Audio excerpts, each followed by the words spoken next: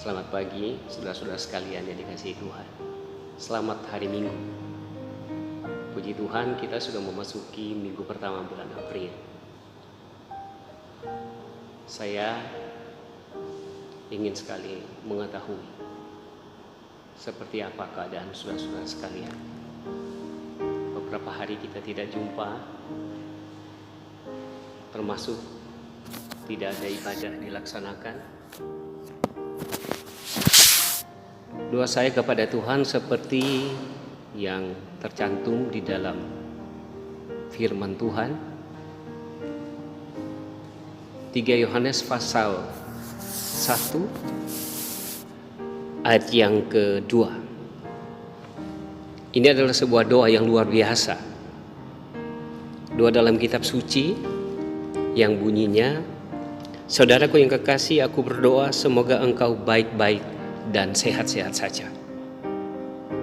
Dalam segala sesuatu sama seperti jiwamu baik-baik saja." Inilah doa dan harapan saya untuk saudara-saudara sekalian, khususnya warga Koros 3 Semarang. Kiranya saudara-saudara semua baik-baik dan sehat-sehat saja. Mari kita bersyukur kepada Tuhan.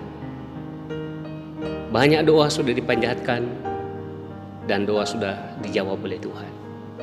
Banyak kekhawatiran secara manusia karena berbagai informasi yang kita dengar, berbagai berita, dan memang secara manusia itu memang menakutkan, mengkhawatirkan bagi banyak orang. Tapi puji Tuhan karena kita di dalam Tuhan. Janji firman sudah nyata bagi kita semua. Kita dipelihara oleh Tuhan. Kita dijagai oleh Tuhan. Kalau kita ada sebagaimana kita ada, adalah karena Tuhan. Karena itu mari kita bersyukur kepada Tuhan karena Tuhan sudah tolong kita. Kita tidak hanya ingat diri kita saja, saudara-saudara sekalian, tapi kita juga ingat orang lain. Yang saya maksudkan lebih khusus adalah mereka yang terkena infeksi virus corona. Mari kita berdoa untuk mereka. Kiranya di dalam nama Yesus mereka disembuhkan. Dan dari berita yang kita dengar, banyak di berbagai belahan dunia ini yang meninggal karena virus itu. Doa kita kepada Tuhan kiranya keluarga yang ditinggalkan dikuatkan oleh Tuhan, diteguhkan. Mereka tidak putus asa. Mereka tetap berpengharapan dan mereka tetap kuat dalam menghadapi duka yang tentu saja sangat berat. Dan ajakan saya untuk saudara-saudara sekalian, kiranya kita tetap menjaga kesehatan kita. Apa yang ditetapkan oleh pemerintah, mari kita ikuti. Khususnya kita tetap ada di rumah dan menjaga diri kita untuk kita menghindari pertemuan-pertemuan umum dan hal-hal lain yang terkait dengan itu. Saudara yang dikasihi Tuhan, kita sudah memasuki Minggu Palma. Minggu Palma. Tidak semua gereja merayakannya. Bahkan ada juga gereja yang mungkin tidak menyinggung apapun tentang Minggu Palma itu. Sebagian mengabaikannya. Nah, saya tidak tahu apa alasannya. Tapi kalau kita lihat firman Tuhan, penting untuk kita mengingat peristiwa itu. Semua kitab Injil mencatat tentang peristiwa Palma itu, saudara. Yaitu ketika Tuhan Yesus masuk ke kota Yerusalem. Kalau kita baca dalam firman Tuhan, sangat sering Tuhan Yesus masuk ke kota Yerusalem. Tetapi dalam Minggu Palma menjadi sangat istimewa dan sangat penting dalam kaitan iman Kristen. Pertama karena Yesus masuk ke kota Yerusalem adalah penggenapan dari nubuat seorang nabi yang hidup 500 tahun sebelumnya, yaitu Nabi Zakaria. Dalam kitab suci Zakaria pasal 9 ayat 9 tercantum bagaimana Raja Mesias akan masuk ke kota Yerusalem dan akan disambut oleh putri-putri Sion. Andai saja Yesus tidak masuk ke kota Yerusalem dan tidak disambut seperti yang kita baca di dalam kitab suci, khususnya keempat Injil yang mencatat tentang Yesus masuk ke kota Yerusalem, maka nubuat Nabi Yeremia itu tidak menjadi ada artinya, tidak berarti, tidak bermakna, karena tidak terpenuhi. Tapi kita bersyukur kepada Tuhan oleh karena nubuatan itu akhirnya digenapi dengan Yesus masuk ke kota Yerusalem. Dia disambut dengan luar biasa, saudara. Kita baca daun-daun palem diambil dari berbagai tempat, lalu dilambai-lambaikan. Sebagian masyarakat Yerusalem mengeluarkan jubah mereka dan dihemparkan di sepanjang jalan di mana Yesus lewat, sambil mereka berteriak, Hosana, diberkatilah dia yang datang dalam nama Tuhan. Apa pentingnya, saudara-saudara sekalian, kita memahami peristiwa ini selain penggenapan nubuat tadi? Inilah yang menjadi perenungan kita malam ini. Dia dulu. Oke. Inilah perenungan kita pada pagi hari ini, saudara-saudara sekalian, dalam memperingati Minggu Palma.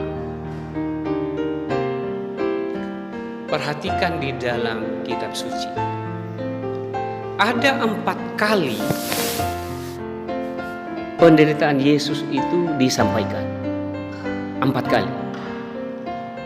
Yang menyampaikannya Yesus sendiri, saudara-saudara sekalian. Jadi bukan orang lain, tapi Yesus sendiri yang menyampaikan tentang penderitaannya. 4 kali berturut-turut. Artinya apa, saudara? Bahwa dia mengetahui betul apa yang akan terjadi nantinya di Yerusalem. Dalam keilahiannya tergambar dengan jelas setiap tahapan penderitaan yang akan dia alami. Kengerian karena siksaan itu begitu tergambar dalam pikiran Yesus.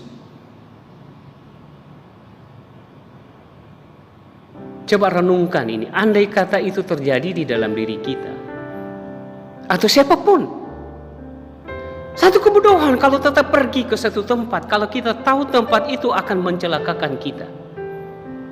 Kalau kita tahu kita akan sangat menderita di sana, bahkan sampai mengalami kematian, lalu kita tetap pergi ke situ, maka itu adalah sebuah kebodohan.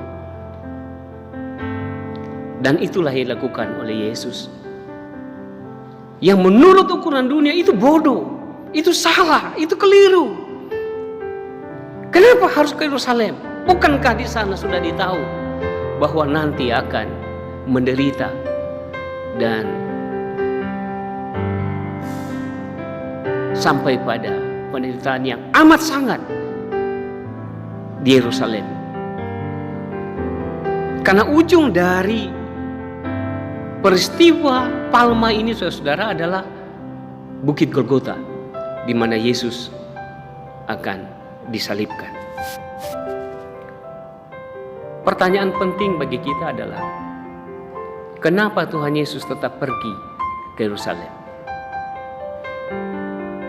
Seperti yang tadi saya katakan, bahwa dia tahu betul apa yang akan terjadi di sana. Secara manusia dia bisa menghindar. Dia bisa pergi ke tempat lain. Dia bisa bersembunyi. Dan secara keilahiannya dia bisa menggunakan kuasanya untuk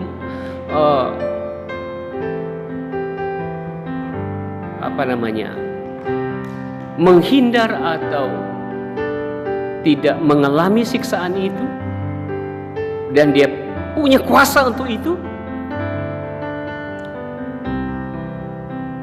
tetapi pada akhirnya Yesus ke Yerusalem. Apa yang melatar belakangi saudara-saudara sekalian? Satu saja, kasihnya kepada manusia. Bagi Tuhan, manusia itu segalanya. Bagi Tuhan, keselamatan seseorang itu segalanya. Kitab suci mengatakan bahwa seseorang itu tidak bisa selamat karena upayanya sendiri. Jadi jangan pernah berpikir bahwa seseorang itu bisa selamat karena dia berusaha untuk selamat. Yang kedua, jangan berpikir bahwa seseorang itu bisa selamat hanya karena atau kalau dia berbuat baik. Misalnya dia melakukan ini dan itu yang baik kepada orang, kepada sesamanya, maka dia berpikir, dengan saya berbuat baik, maka saya akan selamat. Kitab suci dengan jelas mengatakan kita tidak selamat karena berbuat baik. Dosa begitu kuat mempengaruhi kita. Jadi betul-betul manusia itu dicengkram, diikat, kita ditaklukkan dengan dosa. Dan kitab suci katakan upah dosa adalah maut.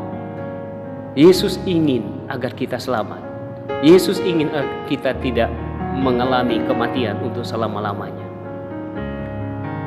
Itulah sebabnya walaupun Yesus sudah tahu bahwa dia akan menderita, dia tetap pergi ke Yerusalem. Ingat peristiwa ini, bahwa sebelumnya dia sudah tahu betul apa yang akan terjadi, tapi dia tetap ke sana demi kasihnya kepada kita semua. Yang berikut itu dia lakukan demi ketaatannya kepada misi atau karya penyelamatan yang menjadi tujuan utama ia berinkarnasi menjadi manusia atau menjelma menjadi manusia. Mungkin saudara-saudara berpikir ini tidak masuk di akal. Ya memang tidak masuk di akal. Karena memang ini pikiran Allah, karya Allah. Saya ingin mengakhiri perenungan ini dengan membaca satu bagian dari firman Tuhan. Dan itu juga adalah sebuah doa, saudara-saudara sekalian. Doa seorang rasul yang telah berjuang dengan perjuangan yang sangat luar biasa, yaitu Paulus. Dalam doa yang dia panjatkan, dia katakan begini: aku berdoa supaya ia menurut kekayaan kemuliaannya menguatkan dan meneguhkan kamu oleh rohnya di dalam batinmu, sehingga oleh imanmu Kristus diam di dalam hatimu dan kamu berakar serta berdasar di dalam kasih. Aku berdoa supaya kamu bersama-sama dengan segala orang kudus dapat memahami. Nah ini tadi ya saudara ya. Jadi tanpa Tuhan kita tidak bisa memahami karya penyelamatan itu. Sehingga dalam kitab suci ada doa khusus supaya kita memahami betapa lebarnya, ya, betapa panjangnya, betapa tingginya, dan betapa dalamnya kasih Yesus itu. Tuhan memberkati kita sekalian. Selamat menyambut Paskah 2020. Kiranya Tuhan terus memberkati kita, menjagai kita. Mungkin berulang-ulang, tapi saya ingin menyampaikan lagi, jangan takut, jangan cemas, jangan khawatir, jangan putus asa. Dalam kondisi seperti ini, ingat ada kuasa Tuhan yang mengatasi apapun. Walaupun berita di berbagai tempat atau berbagai sumber begitu menakutkan, tapi Tuhan katakan melalui firman-Nya, jangan takut. Dan kita pegang janji Tuhan itu. Sekali lagi Tuhan memberkati kita sekalian. Selamat untuk kita semua.